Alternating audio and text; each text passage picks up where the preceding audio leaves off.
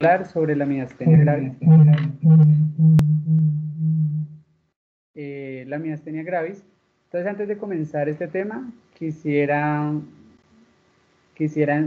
comenzar con una frase del padre de la medicina moderna, William Osler, la cual dice que el buen médico trata la enfermedad, pero el gran médico trata al paciente que tiene la enfermedad. ¿Esto qué nos dice? Entonces, que debemos siempre enfocarnos en el paciente y más en esta enfermedad como lo es la miastenia gravis. A lo largo de esta conferencia vamos a hablar con referencia en estos libros. La neurología de Sarrans, la de Jaime Toro, utilicé The New England Journal of Medicine, Clinical Key y diferentes tipos de bibliografía.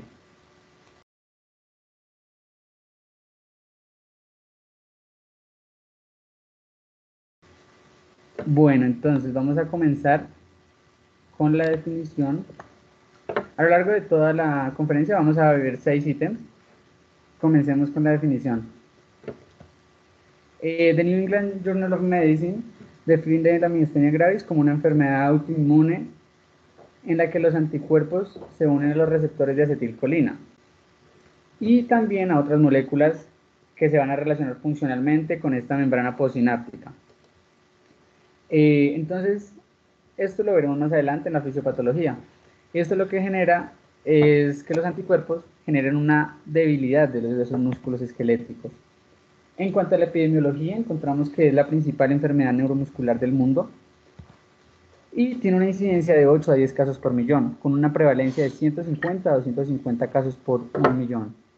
Esto que nos indica que no es una enfermedad frecuente, pero que sí es importante diagnosticarla, porque muchas veces no la diagnosticamos y por eso es que no vemos reflejado en los casos. En cuanto a la epidemiología por sexo, vamos a encontrar que el promedio en edad, eso varía mucho en la literatura, las mujeres comienzan a los 28 años a desarrollar esta enfermedad, eso lo consideramos como un inicio temprano, mientras que en los hombres, por el contrario, vemos un inicio tardío a los 50 años. Antes de hablar de la fisiopatología, quisiera tocar temas como la fisiología, porque sin la fisiología no podríamos trabajar como tal la enfermedad. La placa neuromuscular va a tener esa unión va a estar compuesta, va a tener 100 nanómetros de grosor.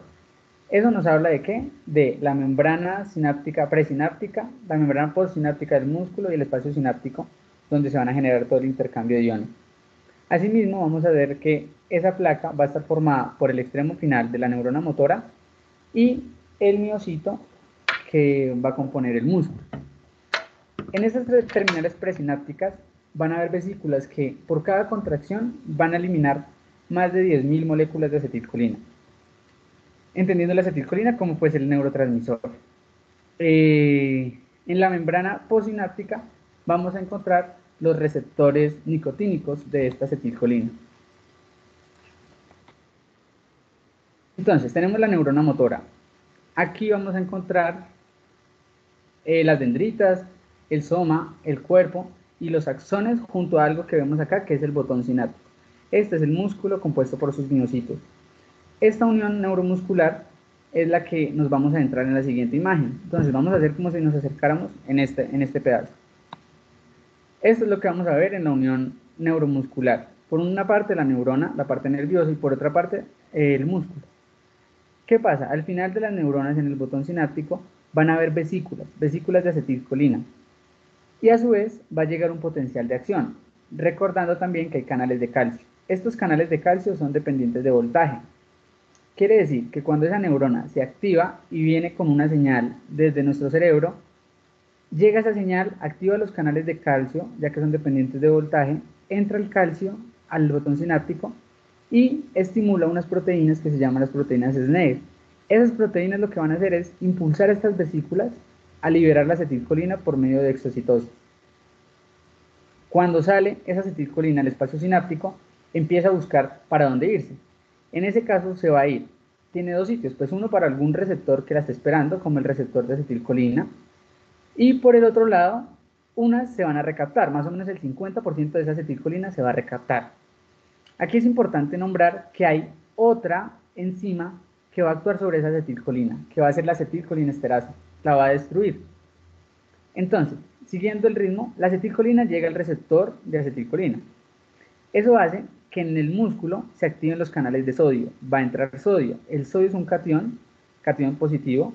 Entonces, es un catión que el catión obviamente es positivo. Entonces, entra el sodio y lo que va a hacer es generar una despolarización en el músculo. Junto a esa despolarización se va a generar unas aperturas también de canales de calcio. Y acá vamos a recordar, entonces nos vamos ya a entrar en la parte muscular, vamos a recordar las fibras de actina, de tropomiosina, de miosina, de troponina. ¿Qué pasa? Tenemos los filamentos de actina, las fibras de tropomiosina que van a tapar los sitios de unión de la miosina. ¿Eso qué hace? Eso lo que hace es permitirnos generar esa contracción muscular. Entonces llega el calcio, se une a la troponina, ayuda a que se deslice esa tropomiosina y deje todos los sitios de unión libres, para que llegue la cabeza de la miosina y se una a ella. Ahora nos vamos a ir un poco más adentro, para ya empezar a hablar de lo patológico.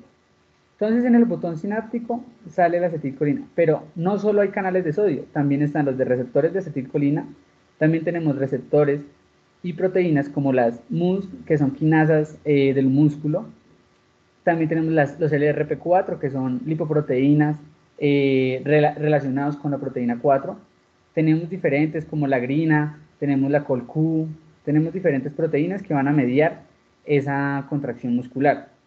Entonces, cualquier cosa que nos afecte esta membrana no va a permitir que se genere la contracción muscular. Aquí vemos una sarcómera que no se va a llevar a cabo si esto no funciona bien. Entonces, ahí es el cuento de la miastenia gravis. La miastenia gravis tiene todos esos receptores y todas esas proteínas en la membrana. Pero ¿qué pasa? Se generan anticuerpos.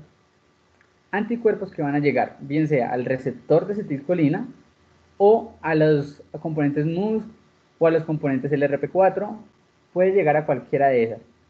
Vale decir de una vez que los más frecuentes en los casos de miastenia gravis, más o menos en el 85%, son los anticuerpos generados contra el receptor de acetilcolina. ¿Esto qué quiere decir? Entonces, que si nos impiden, bueno, los anticuerpos van a llegar al receptor, ¿no? Van a generar destrucción. En unos casos los destruyen estando acá afuera, o en otro hacen que se internalicen. Entonces estos receptores se meten, por lo tanto ya se empiezan a perder de la membrana, y esta acetilcolina no nos va a servir. Hay otros que se van a pegar a los MUS, a las proteínas MUS o a las LRP4. Cualquiera que sea, va a generar alteración de la contracción muscular. Y si no tenemos contracción muscular, pues el otro extremo de la contracción va a ser la debilidad muscular. Por eso es la clínica de la miastenia gravis, porque va a haber debilidad muscular. Claramente va a comenzar en ciertos sitios que ya veremos, pero esto es a grandes rasgos. Y traemos ahora un órgano que es el timo. El timo es un órgano que lo encontramos en la línea media del tórax, se va perdiendo a medida de los años, pero nos ayuda a la maduración de los linfocitos para que ya comiencen su vida normal. Pero ¿qué pasa en el timo? Que muchas veces se ha encontrado, se han hecho muchos estudios para descubrir la relación que hay entre el timo y la miastenia. El timo genera una hiperreactividad de las células mioides. Las células mioides van a tener receptores de acetilcolina, pero como se hiperreactivan, también debemos recordar que ahí se producen los linfocitos. Linfocitos se genera la diferenciación celular, como los linfocitos T y los B. Entonces va a haber una hiperproducción exagerada de estos linfocitos que van a estar autorreactivos y ya hay pérdida de tolerancia central. Quiere decir que van a atacar al mismo cuerpo sin darse cuenta. En este caso, los receptores. Entonces, esos anticuerpos que van a estar involucrados, vamos a tener, el principal va a ser el receptor de acetilcolina, pero también tenemos otros como la lipoproteína relacionada con la proteína 4, la quinasa específica del músculo, otros más raros, digamos, que no son tan frecuentes como el titin, los receptores de ranodina o los canales de potasio dependiente de voltaje. Vamos a hablar de tres tipos de anticuerpos que son los más importantes en la patología de la miastenia gravis. Entre ellos, el primero pues, va a ser el receptor de acetilcolina, Este va a tener ciertas subunidades alfa, beta, gamma, pero la que nos interesa es la alfa, porque ahí es donde se va a unir la acetilcolina, ese neurotransmisor que nos va a permitir la contracción muscular. Se presenta en el 85% de los casos. Y ese autoanticuerpo que se genera de ese anticuerpo va a estar mediado por IgG1 y IgG3. La IgG1, la 3 y la 4 lo que hacen es contrarrestar proteínas y por lo tanto van a afectar a este receptor, no permitiendo que se una a la acetilcolina. Eso lo hacen por medio de una destrucción que va a ser mediada por el complemento. Asimismo, entonces pueden o internalizar el receptor o destruirlo de una vez. Luego tenemos las quinasas específicos del músculo. Estos se generan en el 1 al 10% de los casos. Entonces vemos la diferencia en epidemiología de un anticuerpo y otro. Entonces ya sabemos qué buscar en un paciente que nos llegue con miastenia gravis. Por lo tanto, lo primero que se va a descartar, que lo veremos ahorita en diagnóstico, va a ser anticuerpo acetilcolina y anticuerpo MUS. En este, la IgG que predomina es la IgG4, la inmunoglobulina 4. Por lo tanto, esto nos va a generar debilidades en extremidades, pero no serán tan comunes como en el anticuerpo de acetilcolina. En cuanto al anticuerpo del LRP4, tiene al 1 al 3% de los casos, mucho más bajo que el de ahorita, pero igual esos serían los tres principales para pedir en estos pacientes. Y van a presentar síntomas de leves a moderados, en donde va a predominar la inmunoglobulina G1. También tenemos la miastenia seronegativa. Esta miastenia seronegativa la quise traer porque, ¿qué quiere decir eso? Que no se encuentran anticuerpos de los que ya hemos visto. Cuando no se encuentra ninguno de esos anticuerpos séricos, entonces se dice que hay una miastenia seronegativa, que no se sabe por cuál es. ¿Esto por qué puede pasar? Bueno, hay muchas teorías. Una es porque no hay pruebas específicas para esos anticuerpos. No salen, no son específicas. Otra porque se genera... porque tienen los anticuerpos que no son tan comunes, como lo son el titin, el receptor de reanodina, y por lo tanto nos va a salir negativa, pero le llamaríamos miastenia seronegativa. Y ahora vamos a enfocarnos en los subgrupos de miastenia gravis. Estos subgrupos los vamos a tener como la miastenia temprana, miastenia tardía, miastenia timoma, con un timoma, miastenia de los diferentes anticuerpos, las seronegativas y la ocular. La miastenia temprana la consideramos menor de 40 años y la miastenia tardía mayor a 40 años. Queriendo decir esto, que la miastenia temprana va a ser más frecuente en mujeres que en hombres y va a estar mediada por unos genes que son los antígenos leucocitarios DR3 y B8. Y en el tardío vamos a ver que es más frecuente en hombres y va a tener los HLA DR2 y pues los mismos HLA pero B7. En cuanto a condiciones coexistentes, estos pacientes con miastenia gravis, eso es lo duro, que no solo van a coexistir, no solo van a tener la miastenia grave, sino que van a coexistir con demás patologías. Se ha encontrado en un artículo de New England Journal of Medicine que más o menos el 15% tiene una segunda enfermedad autoinmune, dentro de las cuales se va a encontrar la tiroiditis, que es la más común, el lupus eritematoso y la artritis reumatoide. Otra patología coexistente que vamos a tener es la neuromielitis óptica. Esta neuromielitis óptica va a estar mediada por una acuaporina 4. Y por el otro lado, la consecuencia de tratar la miastenia gravis es que, por ejemplo, la prednisolona va a generarnos daño a nivel óseo. Entonces puede generar condiciones coexistentes por cuestión de medicamentos, de ciertos fármacos. Claramente el timoma, que está muy relacionado con la patología, y desórdenes cardíacos, enfermedades cardíacas, como miocardiopatías, que no son tan frecuentes, pero las hay. Para esta enfermedad hay ciertos factores de riesgo. Se han encontrado factores de riesgo, entre los más importantes de los 4, las infecciones. Entonces las infecciones virales. Las infecciones virales, por ejemplo, el virus del Zika, que es lo que nos interesaría a nosotros en Latinoamérica, es un predisponente para esta. El virus del Nilo y el virus de Epstein-Barr. Hay un artículo bastante interesante que es post-COVID, que es un paciente post-COVID, es uno de los pocos que se ha evidenciado que ha tenido miastenia gravis a cuestión de COVID-19, generando así pues una respuesta por cruce de antígenos.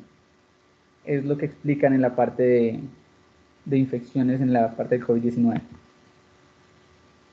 Vamos a tener diferentes tipos de miastenia, entre las que se encuentra la miastenia neonatal, que va a estar directamente relacionada con madres miasténicas.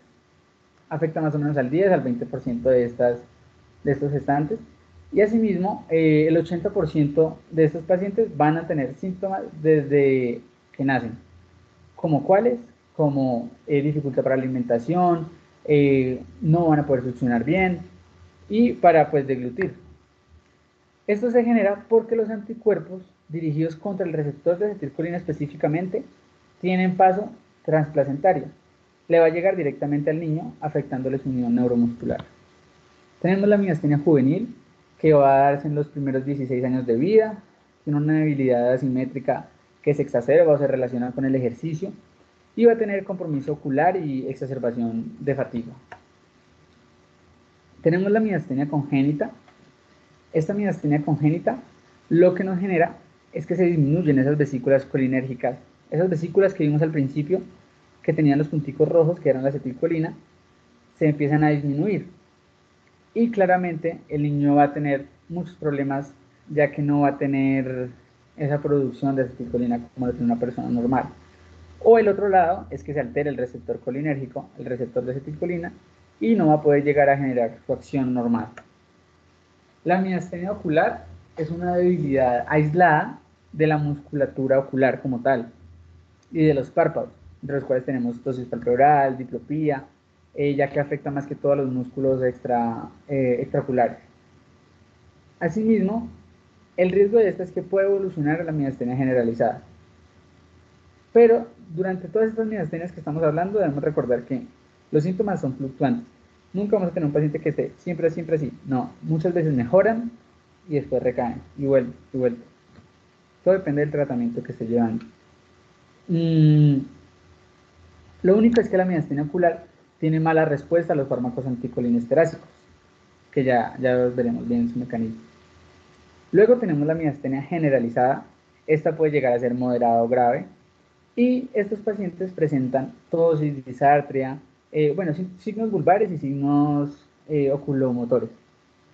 Asimismo, después ya van a tener las extremidades. Normalmente comienzan con signos oculares y ya después generales. Y tenemos un término que es crisis miasténica. Esas crisis miasténicas nos hablan de compromiso respiratorio. El riesgo de la miastenia es que nos llegue esa debilidad muscular hasta los músculos respiratorios, no permitiéndonos así que tenga una adecuada ventilación. Y si un paciente no puede tener esa adecuada ventilación, se nos va a deteriorar muy rápidamente. Por lo tanto, a esa es la que toca correrle. Y la crisis miasténica nos habla de que toca intubar a un paciente sí o sí cuando llegan en crisis miasténica. En cuanto al diagnóstico, el diagnóstico principalmente va a ser una combinación de signos y síntomas y sumarle a esto una prueba positiva de autoanticuerpos específicos, bien sea acetilcolina o bien sea los MUR, que son los más comunes. Junto a este diagnóstico, primero debemos encasillarla en alguna clase de estas 5, en la cual la clase 1 va a ser debilidad ocular, la clase 2 va a ser debilidad leve generalizada, que la última clasificación de la Fundación Americana de Miastenia Gravis la divide en 2A, 2B, porque antes solo era 1, 2, 3, 4, 5. Ahora la divide en 2A y 2B. 2A nos habla de debilidad en las extremidades o musculatura axial. Y la 2B ya nos habla de musculatura lumbar junto a la extremidad. Luego tenemos la clase 3, que es una debilidad moderada generalizada, y va a manejar los mismos ítems que la 2, solo que exacerbados, al igual que la 4, que ya es una debilidad severa generalizada. Y tenemos la clase 5, que es una crisis miasténica que, como les estaba comentando, va a precisar ya la intubación orotraqueal. En cuanto a este proceso diagnóstico, lo primero que nosotros vamos a ver pues, es nuestro paciente. Como decía la frase de William Adler, enfocarnos en el paciente. La clínica nos va a hablar de mucho de todo. Entonces comenzamos con la clínica y con unos signos que ya veremos específicamente para unos tipos de miastenia. Asimismo, tenemos los anticuerpos, pedir anticuerpos específicos. Entonces lo que se van a pedir, se piden anticuerpos antiacetilcolina fijadores y bloqueadores.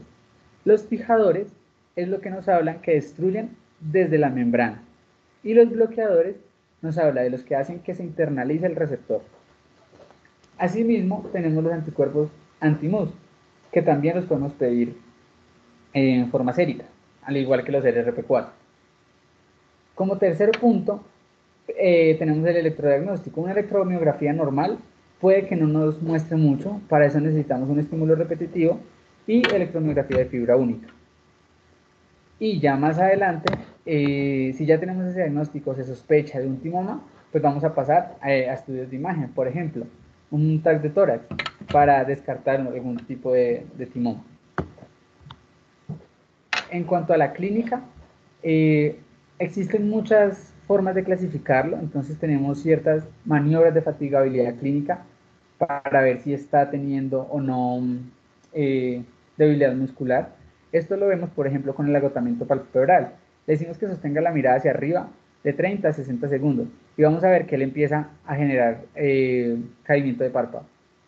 Asimismo, la abducción de las extremidades superiores sostenida, y todo esto nos va a mostrar cómo el paciente empieza a debilitarse, y ahí ya podemos tener un indicio de que puede tener miastenia gravis, si tiene debilidad muscular. ¿Por qué? Porque es la principal causa, la principal enfermedad neuromuscular. Claramente tenemos otra, pero esta es la principal. Asimismo hay otros ejercicios como la elevación sostenida de miembros inferiores, levantarse repetidas veces de la silla y contar hasta 50 en voz alta. Eso le va a generar disartria o disfonía. Antes se utilizaba el test de hidrofonio. Lo quise poner porque, para aclarar que ya no se usa, porque siempre se usaba el test de hidrofonio. Pero ¿qué pasa con el hidrofonio? El hidrofonio es un anticolinesterásico. Eso quiere decir que destruye la enzima que normalmente hidrolizaría o acabaría con la acetilcolina. Entonces, ¿qué pasa? Él actúa sobre ese y su duración es de 5 a 10 minutos. Claramente el paciente va a mejorar, pero el lío de esto era que tenía muchos efectos adversos. Era muy específica para lo que es la miastenia ocular, porque el paciente empezaba con la tosis palpebral, pero si se le ponía el hidrofonio, comenzaba ya a recuperar totalmente la movilidad del párpado. Pero no era específica en la miastenia gravis de inicio vulvar o la miastenia generalizada. Y sí nos generaba efectos adversos graves, como lo era la parte de la bradicardia extrema y la hipotensión extrema también, que son dos puntos importantes pues a la hora de considerar hacer este examen. Tenemos la miastenia generalizada.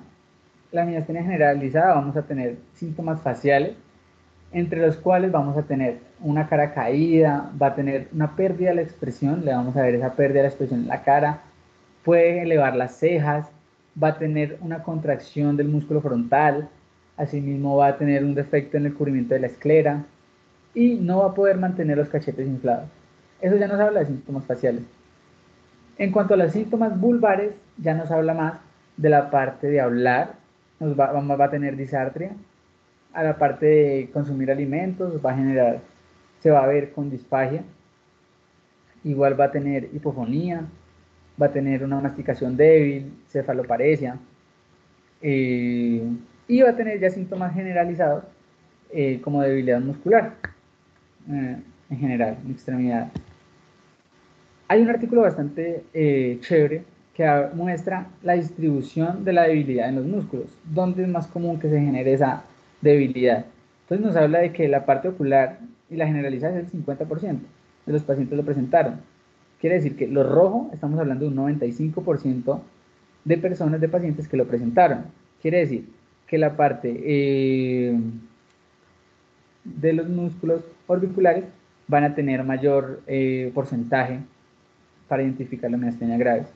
Pero por el otro lado ya tenemos el 60% que nos puede dar esos síntomas faciales, como los estábamos hablando, debilidad ya en la parte superior del tórax, y el 30% ya vendrían a ser las manos, que ya empiezan a perder porcentaje, así mismo como el antebrazo, el abdomen y la pierna. En cuanto a la miastenia ocular, vamos a tener que va a generar ptosis unilateral. Normalmente genera siempre ptosis unilateral, lo que nos sirve a nosotros para aplicar ciertos signos que ya veremos. El 50% de esta miastenia va a tener anticuerpos o o anticuerpo o contra el receptor acetilcolina o contra la proteína, lipoproteína asociada a la proteína 4. Esta abarca el 15% de todas las miastenias graves. En estas lo único es que vamos a encontrar pupilas normales, se conservan, y así pues vamos a descartar otras patologías que pueden ser concomitantes. Va a tener diplopía leve y puede tener fotofobia. En cuanto a los signos de la miastenia, vamos a tener el signo de cortina, que nos habla de que si levantamos el párpado donde tiene la ptosis, el otro se va a cerrar. ¿Eso por qué pasa? Henry sacó una ley que fue la ley de la inervación. Entonces dice que el párpado con menor ptosis se va a retraer. Quiere decir esto, que acá levantamos el párpado y este se supone que era el párpado bueno, pero en forma compensatoria va a cerrarse. Ese es el signo de la cortina. Hay otro signo que es el de la supraversión, pero los más importantes están acá, digamos, la prueba de hielo. La prueba de hielo, el paciente tiene ptosis palpebral en un ojo, en el ojo izquierdo, por ejemplo, en este caso, se le pone hielo más o menos por 60 segundos. Después de estos 60 segundos, vemos si el párpado ascendió más de 2 milímetros, ya consideramos una prueba positiva. ¿Qué es lo bueno de esta prueba de hielo? Que tiene una sensibilidad y una especificidad del 90%, que es alta para una enfermedad. Asimismo tenemos el signo de Cogan. El signo de Cogan lo vamos a ver acá.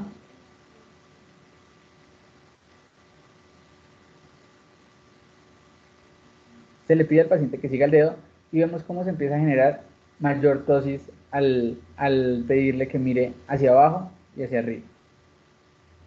Ese sería el signo de Cogan positivo, que también lo vamos a ver en la miastenia ocular. ¿Qué son signos fáciles de hacer? Pues en estos pacientes, y nos puede servir como pruebas diagnósticas junto a los anticuerpos.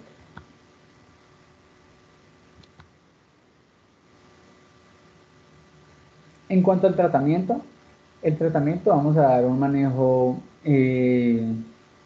combinado si no funciona, pero la primera línea que vamos a manejar va a ser los inhibidores de la acetilcolinesterasa, recordando que la acetilcolinesterasa es la que degrada la acetilcolina.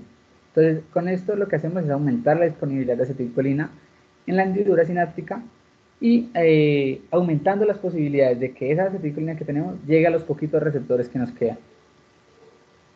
Esto es de la parte sintomática, es un tratamiento sintomático, ya que si se lo damos al paciente va a mejorar. Se utiliza una dosis de 10 a 120 miligramos por día. El riesgo de esto es que se genere una crisis colinérgica. Por eso lo vamos a manejar muy cuidadosamente, porque vamos a aumentar mucho los niveles de acetilcolina. En este medicamento pues tenemos a la piridostigmina, que es la que más se utiliza. Luego tenemos inmunomoduladores, ya que debemos modular esa respuesta inmunológica por IgG, esos anticuerpos. Y esos anticuerpos los vamos a modular con la prednisona o la prednisolona. ¿Como cuáles? Entonces, se pueden utilizar una dosis de 5 a 20 miligramos por día. Y asimismo, el riesgo es que pues, vamos a tener sangrado gastrointestinal o puede aparecer el síndrome de Cushing o otros riesgos. Tenemos también la atropina. La atropina, su mecanismo de acción es suprimir la producción de células beta y de células de linfocitos T y B, que son mediadores bastante importantes en esta patología, que son 50, se utiliza de 50 a 250 miligramos por día. Efectos, pues los riesgos es como generar una leucopenia y toxicidad hepática.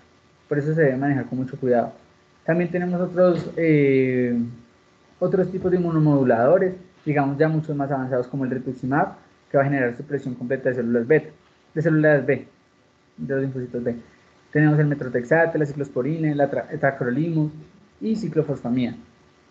Aquí tenemos un medicamento que son las inmunoglobulinas intravenosas. Esas inmunoglobulinas intravenosas no es que se utilicen de rutina, sino son más indicadas en la crisis miasténica, que necesitamos que el paciente mejore.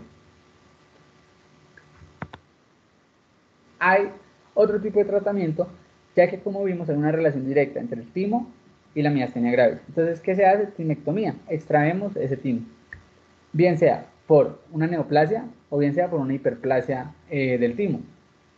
Recordemos que puede ser o el timoma o la hiperplasia, pero este término de timectomía lo vamos a utilizar preferiblemente o en elecciones, habla la literatura, que lo elijamos en el caso de miastenia de inicio temprano, que nos va a hablar más de una hiperplasia tímica, porque el timoma va a ser más frecuente en personas mayores.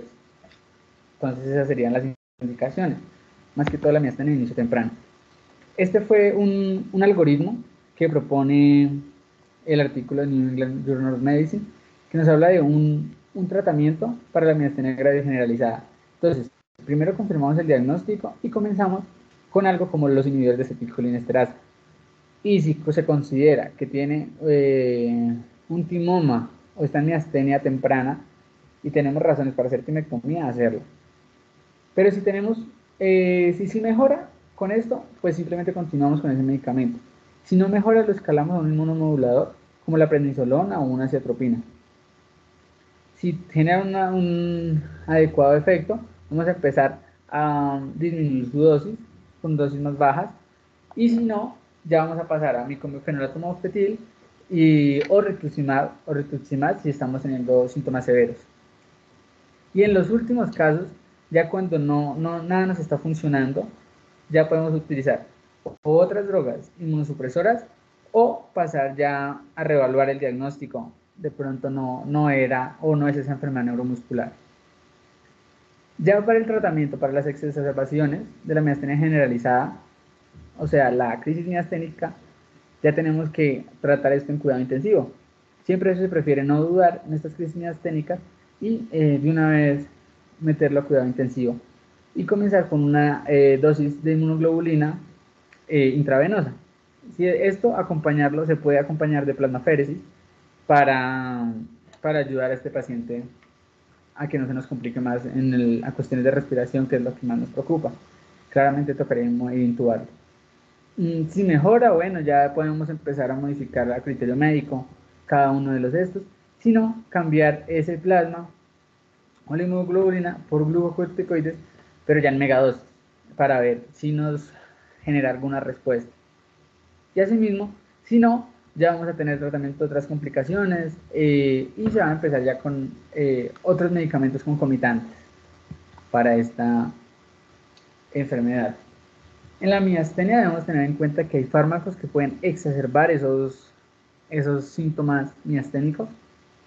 Entre los que más pues, se destacarían serían los relajantes musculares, porque si ya tenemos debilidad muscular, pueden hacer un mayor efecto y se nos va a complicar nuestro paciente. También tenemos los antibióticos, los aminoglucósidos en específico, los sedantes y los antidepresivos, los betabloqueadores, los que deplecionan el potasio, los antagonistas de calcio, los interferones alfa y la toxina botulínica. Todos estos fármacos nos pueden exacerbar el cuadro de miastenia gravis, por lo tanto están contraindicados. En cuanto a las conclusiones, el día de hoy entendemos que la miastenia gravis es una enfermedad que relativamente, según la literatura, es poco frecuente. Es una enfermedad neuroinmunológica. Tiene su componente neurológico, pero también su componente por el timo y los linfocitos, los anticuerpos inmunológicos. Y debemos entender que la debilidad de la miastenia es fluctuante. Un día puede estar bien, al otro día mal, al otro día peor, al otro día bien. Muchas gracias a Neurobus por la invitación.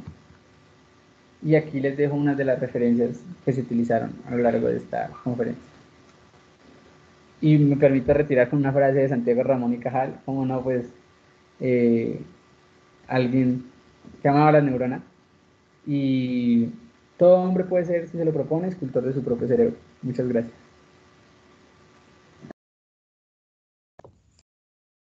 Bueno, muchas gracias Juan Diego. Qué excelente charla y pues gran frase para terminar esta buena charla. No sé si alguien pues de los presentes tiene de pronto alguna pregunta o algún comentario para hacer.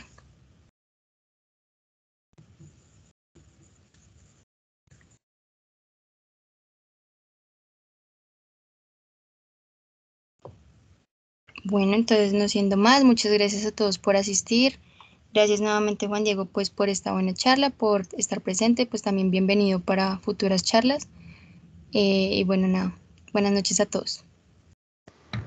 Muchísimas gracias, que tengan una feliz noche.